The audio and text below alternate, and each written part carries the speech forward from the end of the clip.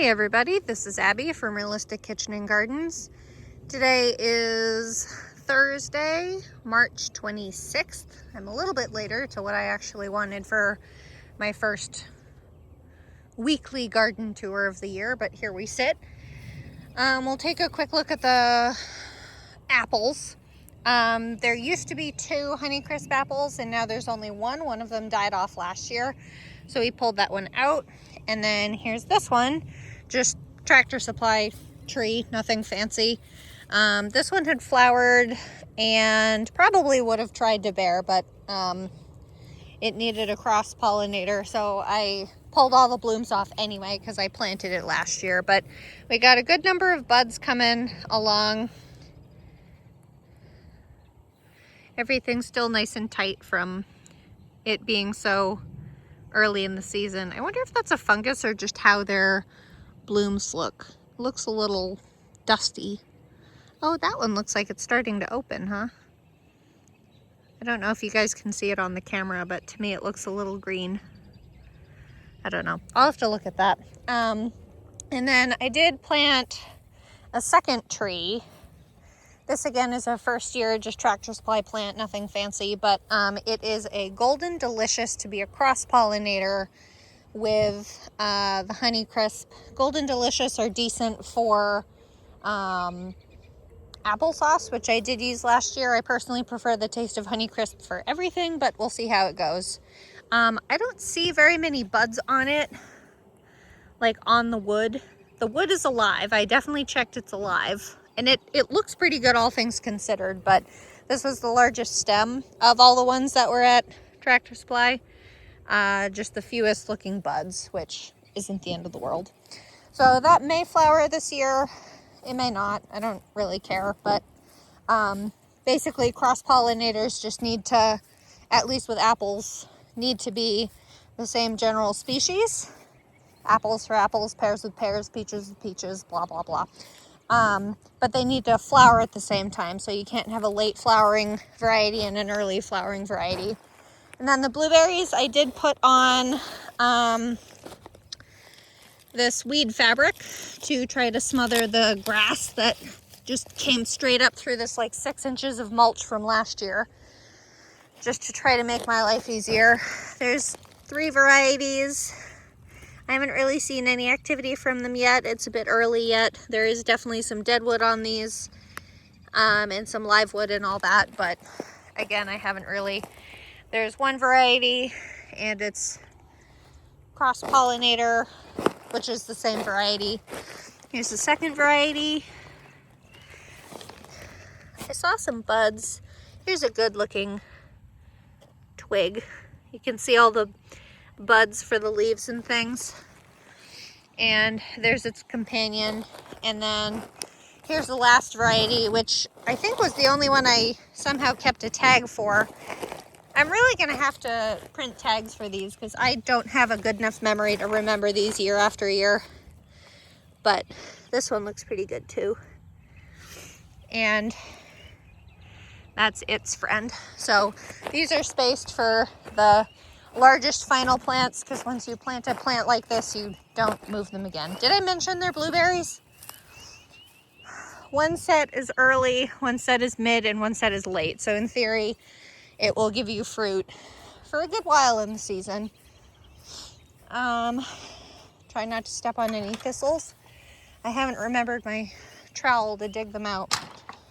So this is going to be a tour of what's currently here and what's going to be going in, also based on what I have memory of. But my memory is garbage this year. I haven't really quite gotten my head in the right space yet. Like having memorized everything yet. It usually happens a little bit later in the season once I get more stuff in the ground. But this is row A. This is where the tomatoes were last year. And I shot myself very hard in the foot by not weeding while everything was dead and dormant. But here we sit. This will be watermelons, cucumbers, cantaloupe, zucchini, all the cucurbits basically. Here's the squash trellis. Get back and give you a good view of it. I forgot to give you one while I was back here. So I ended up having, so these are the 16-foot cattle panels. It goes all the way down on that side, but instead of it going all the way down to the ground over here, because it's up against my fence anyway, my garden fence, I propped it up maybe halfway. So these are 6-foot T-posts, but they're buried a bit. So that's probably 4 feet out of the ground, I'd guess. And maybe it is 5, I don't know, because I'm 5'4" and I'm looking at that in the face. But anyway, so this will be pumpkins, butternut squash, birdhouse gourd if it ever germinates, and loofah if it ever germinates. If it doesn't, I'll probably just backfill with like butternut squash or more pumpkins. I have some peas coming up. This is, I did plant 2 different pea varieties. This variety that's up barely is Frida Worlds. It is a tall variety of snow pea, and I think I planted 17 of them direct sown on, I can't see that tag yet, and then the other one is Super Sugar Snap pea. Both were planted on the 4th, excuse me. I haven't seen any, oh, there might be one actually, itty bitty, but that's a tall variety of Sugar Snap pea. So I'm going with tall stuff this year. I'm sick of bending down. This is row B, which will be basically fallow until June and July. This is where the fall brassicas were, sorry. I had my actual heading broccoli in here, and these are the holes, all the holes from all the groundhog radishes from the cover crop, which I think is pretty impressive. There's a little bit of one, but there's still field peas here, which will provide nitrogen cover for the soil, hopefully choke out weeds to keep them from coming up. Mostly it's this deep-rooted grass that's the biggest pain in my butt. But there was supposed to be hairy vetch in here too, and that just never came up. Probably because the time of year I sowed it, which is fine. This row is onions. I do obviously 3 rows, and I did this set a little bit funny. So I can't see the tags very well from here, so we're gonna have to just use our imagination. Patterson onion, 4 bunches, so I think that's the second tag. So tag 1, maybe tag 2, maybe tag 3, and maybe tag 4. The tags are bright yellow, so I think I can see them on camera, maybe. There's an empty patch here, and then down the end is 2 bunches of sterling white onion, and then the very end bit before that empty patch is red wing onion. So I can do some pickled red onions this year, but I basically started this end, and for some reason I told myself I'd rather have a gap in the middle than have a gap at the end, which is kind of silly because so this is where Patterson stops, and then that's where Red Wing ends. So I don't know what I was doing. I don't know what happens to all these seedlings because they come in a bunch. You see some of the dry ones I have here, some of the teeniest ones that I don't bother planting. This is some of the sterling, but I stick them in like this, just in the soft soil. That one's in there still. Not very happy, but it is.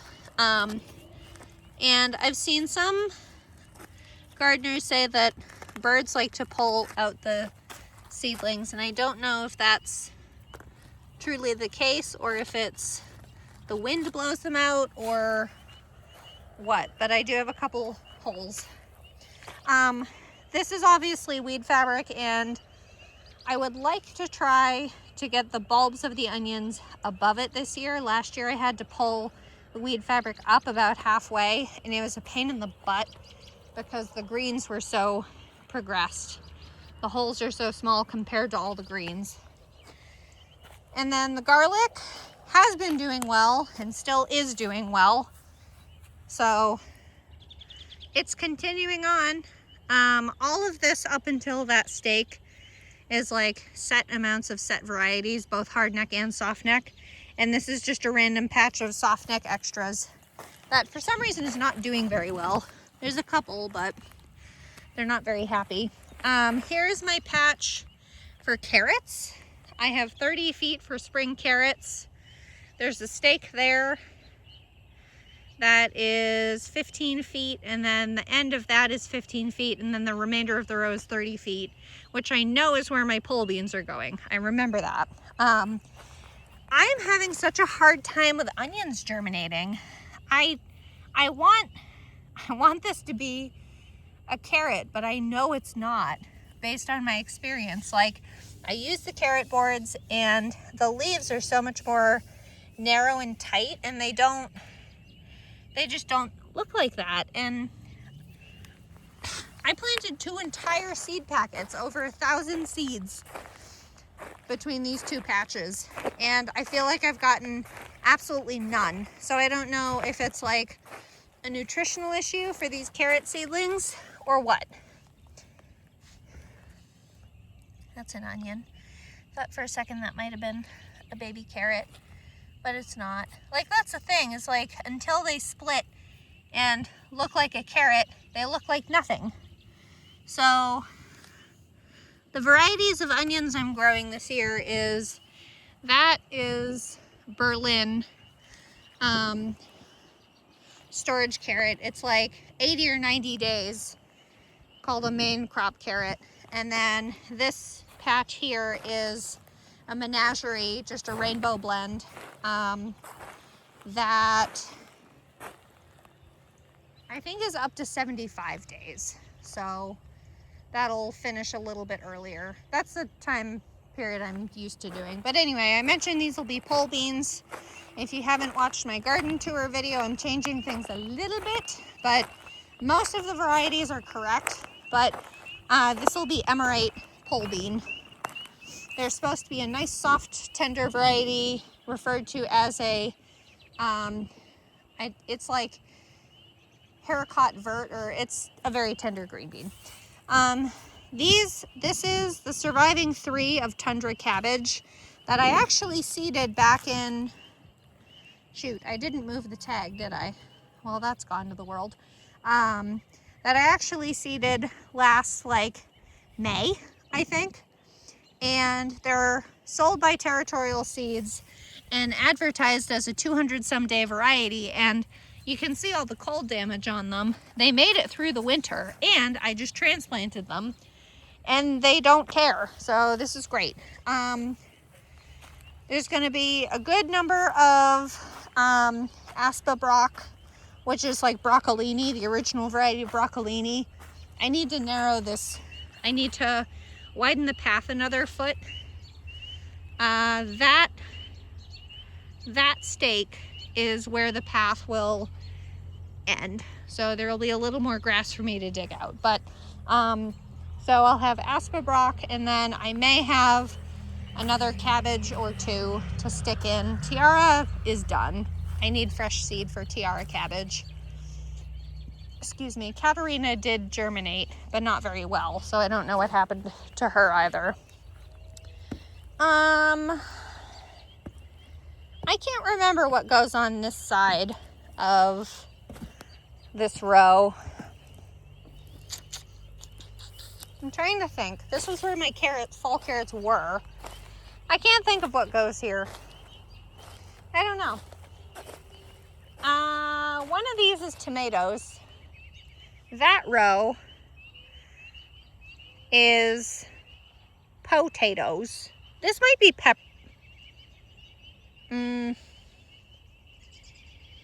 this might be peppers, maybe. I thought I had more than a half row for peppers though. I have 3 rows for nightshades. So I have an entire row for tomatoes, which might be that one actually. the one after potatoes. No, I remember. Here we go. Okay, my brain got jogged. There's the rhubarb. The rhubarb will have dahlias on the side, and then the rest of the row is celery and peppers. There. That's potatoes. And then where the hell are my tomatoes gonna go then? It must be this row, because that's the row that had, I can't see through the camera. I think that's the row that had the cabbages in it, isn't it? Because that's where my spinach is. And then this last row is where my strawberries are. Very few of them, might I add, but there are some. I started with 30 last August. I transplanted them because they were started plants. I spent money on started plants to see if I could over-season them and get a jump start on fruit. And haha, there's the one good looking one, and then there's 3 more. I'm down to 4 plants out of 30. I mulched them, I protected them. So I don't know. I did use chopped straw, so that I wonder if it more smothered it than anything. But I can't even find the other ones, but it's darker in person than it is on camera because it's the end of the day and the sun is setting very quickly. But anyway, so long and the short of that is the row originally was supposed to be half strawberries to there-ish, and then the other half was supposed to be flowers, rainbow based flowers, kind of like what I tried to do last year in 15 feet. Haha. But now I've decided to do like 10 feet of strawberries and just let that variety produce a ton of pups. It won't produce fruit this year because they're so pitiful. And then after that 10 or 12 feet, everything else is going to be flowers. Entire freaking row of flowers, practically. So I've got everything. I've got, let's see if I can remember this from memory. Cosmos, no, Coreopsis, excuse me. Coreopsis, Rudbeckia. Ooh, a bat. Woo! Good stuff. So good for pest protection. Rudbeckia, marigolds, giant marigolds in both red and yellow, or orange and yellow, excuse me. Let's see. I can't remember. I'm not going to take all night to remember that because it ain't coming. But anyway, that's where the garden is. I don't have the potatoes in yet, but they need to get in the ground. So we're coming along. What else needs to go in the ground right away? The onions are in, the garlic is in, the carrots are in, but failing epically as usual, apparently. Because the first year I grew carrots did amazing. I need to do carrots again, whatever way I did them. I think I made seed tapes that year. And then potatoes, and that's it. The rhubarb came up on its own. That's a miracle. And then everything after that, oh, the peas are in too. The peas are the other major spring crop. And then after that, I need to seed out Nigella, which is a flower called Love in a Mist, which I think is a really weird name, but okay. And if I wanted bachelor buttons, I would need to seed those too, but I don't like bachelor's buttons. They're ratchet. And then after that is basically all the hot season crops. We're getting very, very close to seeding indoors our hot season crops. Like obviously the tomatoes and peppers and eggplants are getting started. They were started March 1st for me. My last frost is roughly May 3rd, but I always give it an extra week just for buffer. This year has been so weird. But yeah, I'm going to start everything inside this year. The only thing I don't start inside is zucchini, and that's because it's something like 40 days from seed to harvest. So anyway, that's it. It's just about dark out. Luckily, there's no mosquitoes. Haha. If you like this kind of stuff, please like, comment, and subscribe for more.